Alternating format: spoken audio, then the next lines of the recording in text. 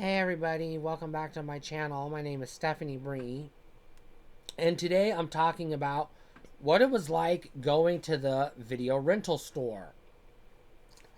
So this is going to be tied up with obviously VHS memories because VHS tapes uh, populated the vast majority of video stores from the beginning till the end of VHS, and then of course DVD came along. But VHS and DVD weren't the only things you could rent at video stores. And contrary to popular belief, Blockbuster Video was not the only universal video store in existence. So let's start at the beginning, and this isn't a history lesson. Video stores started in the early 80s when VHS tapes were just starting to take off. And people figured out that they could buy video cassettes in big numbers and rent them out one at a time for a lot less money than people could go to Sears or Kmart or wherever and buy them themselves. And this became a lucrative business. You got franchises, big conglomerates like Blockbuster, Hollywood Video, Family Video, etc. And then you got local mom and pop shops, as they're called, local stores. Now, I grew up in small towns, for the most part. So, I never lived anywhere, and I moved around a lot. I moved around a lot. I lived in Kansas, Nebraska, Idaho, Nevada, California, Arizona. I mean, we fucking moved around a lot. We never lived anywhere that had a Blockbuster Video. Or if it did, there were like 3 towns we did live in that did have a Blockbuster Video. We never rented from Blockbuster because we had alternatives that were considerably less expensive. And Blockbuster usually only had like a whole wall of new releases and a really narrow selection of catalog titles. They weren't as good as people remember them. Yes, I've been in a Blockbuster Video. We would go whenever. It depended on what we were looking for. If we were looking for a new release, we would go to Blockbuster first to see if they had it, because they usually did. If they didn't, we would just go down the list, hitting up all the local stores until we found the video tape we were looking for. Most of the time, we had a Hastings or an equivalent. Most of the time, we had a Hollywood Video or equivalent, which would have been Family Video. And most of the time we had grocery stores that rented videotapes, convenience stores that rented videotapes, on a couple occasions pizza parlors that rented videotapes, and we always had 1 or 2 or 3 local dedicated mom and pop shops everywhere we lived, depending on the size of the town and the population and the market. So there were always plenty of places to choose from. So most our video pattern was depended on if we were looking for a new release or just something to watch. If it was just something to watch, we could be standing in line at the grocery store, look over at the wall, something would catch our eye and we would rent it. Or we would take a special trip to one of the local video stores and hunt for a specific tape if we were looking for one, or do what a lot of people did, just browse to see what they had. Or if it was a specific tape we were looking for. So I'll use horror movies as an example because I'm a horror fan. There was one time I was talking to a friend, and somehow in our conversation the movie 976 Evil came up. And my friend said that she had never seen 976 Evil. And so I said, well, let's go rent it. So we went to Hastings first because they had the best selection, and they usually had every movie you could ask for. And if they didn't have it, they were pretty good about ordering it or getting it in, because they were the ones that took used video cassettes in for credit or cash. So there was a higher chance that Hastings would have it than anyone else. Unfortunately, Hastings didn't have it. So we went to Hollywood Video on the chance that, well, maybe they had it. And, of course, That's my cat. They didn't. Then we hit up the mom and pop shops, which have a considerably smaller selection, but more focused. More narrow selection, more, not narrow, I mean broader. Like, like they would have like horror movies the other stores didn't have because they were focused on the mainstream stuff. The mom and pop shops would have the lesser known stuff. And after hitting up 3 separate video stores, not finding this movie, we finally drove to Blockbuster Video as a last resort, thinking there's no way in hell they're going to have this movie. If none of these other guys have it, they're not going to fucking have it. We go into Blockbuster Video, we go to the horror section, we don't find it. We go to the fantasy section just in case, because it's kind of a fantasy movie. It's not there. So we asked the guy to look into the computer, and no, it's not in the computer. They can't even order it. So we're like, fuck, what do we do? So we drove back to Hastings, and I'm just using this as an example. We drove back to Hastings and asked them to check the computer, because we just looked on the shelf. We didn't think to ask. We just looked on the shelf, didn't see it, and then drove around town, and then finally realized, let's ask Hastings if they have it. And it turns out that not only did they have it, but it wasn't on the shelf because it was had been marked rented out, but it actually had been returned. And so we were able to, once they got it checked in, we were able to rent it, and we were able to watch it. I used 976 Evil as an example because that happened a lot with horror movies. And I never went in reverse of this. You never start at Blockbuster. And the reason why I say that is you're wasting your fucking time. For horror movies, yes, Blockbuster had all of the Nightmare on Elm Streets and the Friday the 13th and the Halloweens and the big budget, big blockbuster name, videos that everybody knows, that everybody watched. They didn't have the trauma films. They didn't have the Full Moon Pictures. They didn't have, they may have had Children of the Corn, but they didn't have the sequels. They may have had, Pet Cemetery, but they weren't going to have Maximum Overdrive, as an example. Blockbuster, as the name implies, only had the popular titles. They carried legacy or catalog titles, but even the catalog titles they carried were still the more popular titles. Now, Hollywood Video kind of modeled themselves after Blockbuster, but they were kind of like the budget Blockbuster. So the way Hollywood worked is Blockbuster, when they bought a videotape, they would buy 60 or more copies of that tape. And then after they couldn't rent it on the best renter wall anymore, they would put 1 or 2 on the shelf in the catalog and stick the rest of them in the for sale bin, in the used videotape bin, and sell them off. Hollywood did the same thing, only on a smaller scale.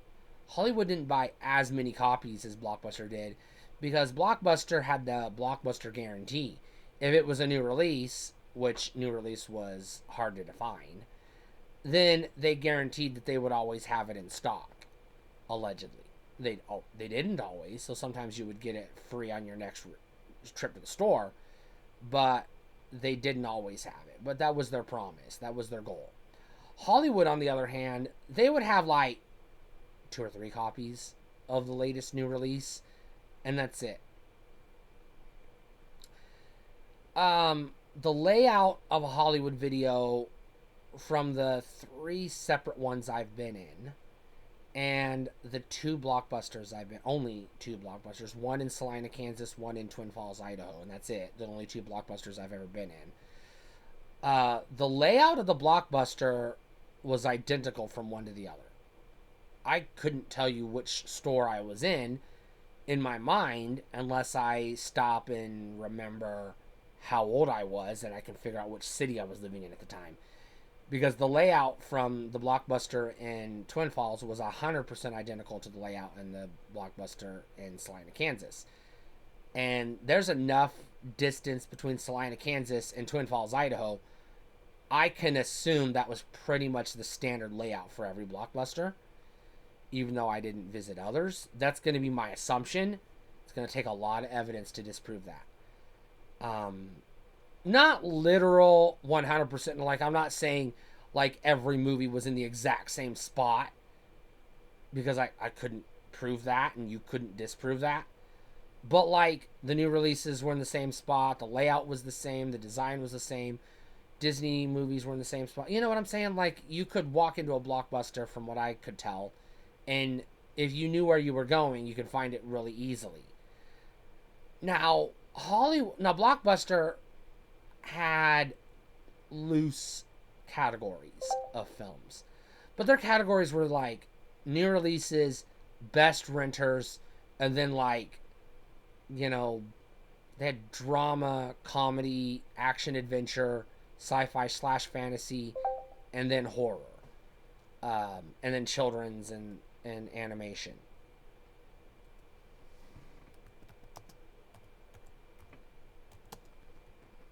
So their categories were kind of broad. Hollywood Video, more or less, had the same categories. And again, I've only been in 3 Hollywood Videos, and they, like Blockbuster, from what I could tell, had nearly identical layouts from one store to the next.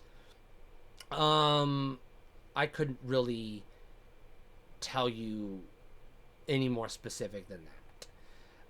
Hollywood Video, however, they had their movies. They were categorized, from what I remember, but they had more, like, okay, Blockbuster had a whole section for sci-fi, fantasy, and then a whole section for horror.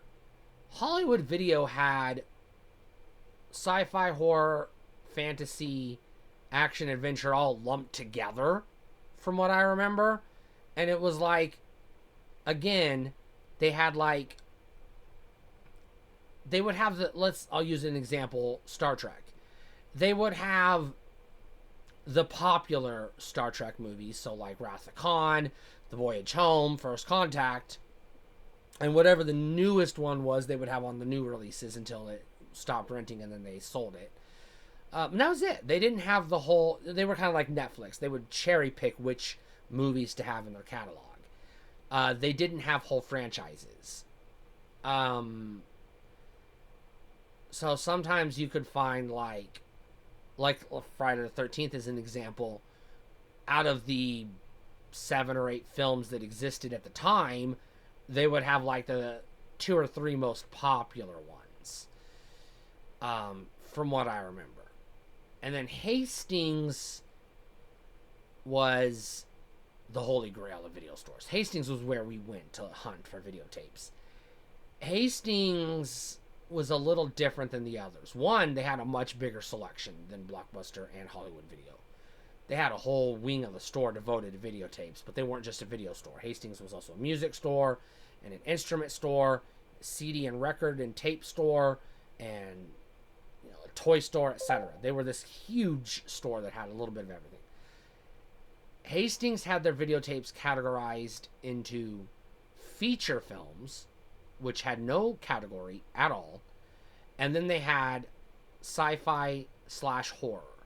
So they didn't put fantasy, action, adventure together. Those were just lumped in with feature films.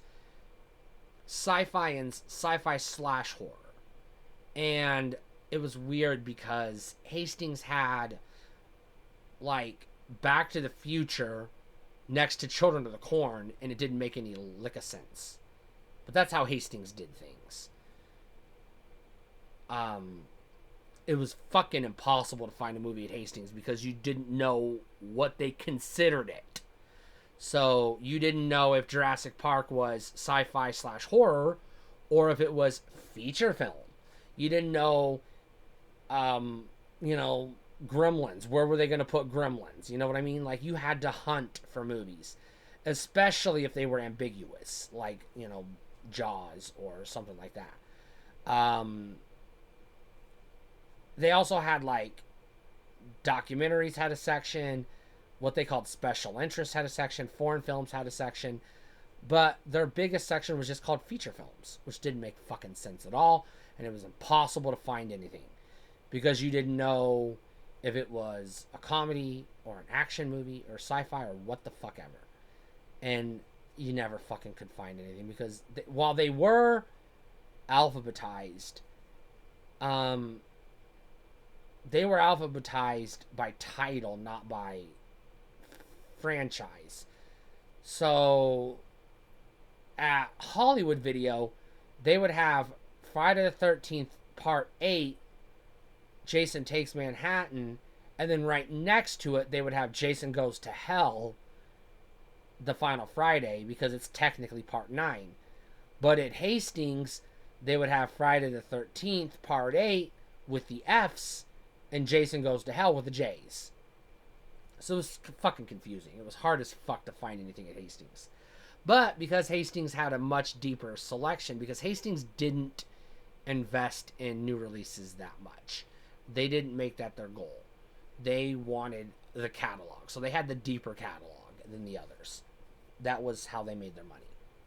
And the way Hastings did it was, you, Joe Schmo Nobody, has a box of video cassettes at home that you want to sell for whatever reason. Maybe you need grocery money, or it's Christmas time and you need extra money to buy a Christmas stocking or something, or you're just done with them and you don't need them anymore because you replaced them with DVDs or laser discs or fucking whatever. You could take that box of videotapes to Hastings, and like a pawn shop, they would buy them from you for little, next to nothing. And then just catalog them and put them on the shelf. So Hastings didn't get their movies from the studios the same way Blockbuster and Hollywood did. Hastings got their movies from you and me and everybody else. So they had no control over what they were going to get in. But on the flip side of that, they could get anything in. They didn't have to order it. Where Blockbuster would refuse to order something, Hastings might have it on the shelf. And likewise, the other thing that was different was Blockbuster and Hollywood did have the bins, the for sale bins. These were usually tapes that had worn out their welcome and they needed to sell them off to make space. Hastings, on the other hand, they had the rentals. They had the rental section. It was all rentals. However, you could buy the rental copy from Hastings. You could take it up there, and instead of paying 99 cents for the rental, you could give them $8 and own the tape. And they would just replace it when another copy came in, is how they did it. So Hastings also sold used video cassettes. Later on, after they started to get out of the video rental business, after Blockbuster went out of business and Hollywood, etc., and they started moving away from that, they separated the for sale videotapes and DVDs from the rentals until they just phased out rentals altogether before they went out of business. Unfortunately. At least that's how the Hastings was, where I was, how they did it. I don't know about your Hastings, but that's how ours did it. And it was annoying because Hastings used to sell you anything that they had on the shelf, and they would try to get it in. They had a list. You could put your name, give them your name, and they would keep a list. And then if a tape came in that was on your list, or a disc once DVD came on, they would call you and say, "We got it," and then you would go in and rent it. As far as I know, Blockbuster didn't do that, and I don't think Hollywood either. Now, the mom and pop shops was a totally different ballgame. And obviously there was also the grocery stores and the convenience stores that rented tapes. So like the grocery store, they only had an assortment of maybe 20 to 30 tapes total. And they were literally like this week's new releases. They'd rent them for a week and then sell them and then replace them with next week's new releases. And they never kept anything for very long. The grocery store you weren't going to find catalog movies at the grocery store. They were more akin to a red box today, where they only kept the hottest new releases in stock, and then they just rotated them out as time went on. And then the mom and pop shops, it was literally a roll of the dice. You never knew what they were going to have. Some of them were religious. They were owned by religious people, you know, and refused to sell horror movies or rent horror movies entirely. And some of them specialized in horror movies and would have whole sections of random horror movies. So you never knew what you were going to get. Every video store was different that I've ever been in. Aside from the 2 Blockbusters that were nearly identical and the 3 Hollywoods that were nearly identical. Hastings, I've been to 4 different Hastings in 4 different cities. They were more or less the same layout, but like their inventory was completely different. Because some of them would sell computer products, some of them didn't. Hastings was kind of like a pawn shop. You never knew what you were going to find. Which was kind of fucking weird. I don't miss Blockbuster because in my entire life, if I'm being honest, if I really think about it, I probably rented from Blockbuster maybe 4, maybe 5 times in my entire life. I rented from Hollywood pretty regularly. Yes, we had I think we had a family video, and we had another one, another chain, but I don't remember what it was called, that I would rent from time to time. And then the mom and pop shops, you know, we would, and Hastings was my go-to. But like, for us, it wasn't go to the video store, walk around, look for a movie, and then leave. It was hit up. We would spend 2 or 3 hours hitting up all the video stores, trying to get like 5 or 6 movies, so we could spend the whole weekend watching movies. That's how we did it. And from what I remember, and these aren't, don't quote me on these prices, but I'm just using these as examples. If Hastings had a movie for 99 cents, Hollywood Video had the movie for $1.99, Blockbuster had it for $3.99. So Blockbuster was fucking expensive compared to the other two. That I do remember. And I'm just using those numbers as a ballpark, but that was pretty much what it was. Like, Blockbuster was more than double what everybody else was. They were fucking expensive.